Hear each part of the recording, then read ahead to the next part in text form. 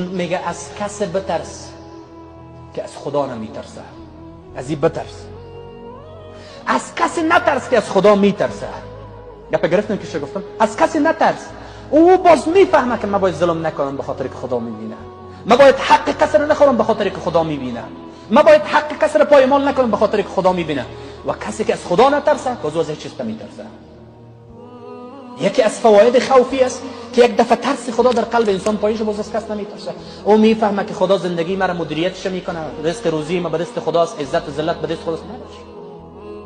وقتی که او در پشت ما قرار داشته باشه، من چرا از کس بترسم؟ وقتی که ما عمل ما، زندگی ما، کارکرد ما، برنامه‌های ما، شب ما، روز ما همیشه به خدا معلوم است. قضاوت مردم چی است؟ گپ مردم چی است؟ این ترس از الله متعال داره.